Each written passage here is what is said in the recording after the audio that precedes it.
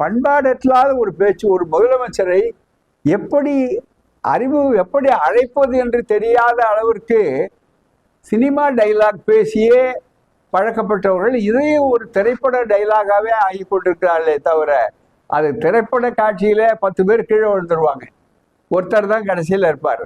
அது திரைப்பட காட்சி. அது திரைப்படத்துல நல்லா இருக்கலாம். அது கூட இப்ப சண்டை காட்சிகள் நிறைய வர்ற படமெல்லாம் ஓடலைன்னு சொல்றாங்க.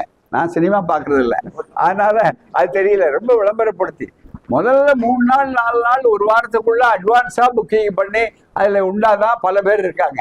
ஆகவேதான் இப்ப அவர்களுக்குள்ளேயே ஒரு பெரிய ஆராய்ச்சி பண்ணிட்டு இருக்காரு அந்த நடிகர் புதுசா வர்றவர். என்னன்னா, யார் ரிட்டையர் ஆகி வந்தவங்க, யார் ரிட்டையர் ஆகாம வந்தவங்க, யார் வாலண்டரி சர்வீஸ் கொடுத்தவங்க அப்படின்னு இப்ப ஆராய்ச்சி நடந்து கொண்டிருக்கிற அந்த துறையில அந்த சண்டை முடியட்டும் அப்புறமா.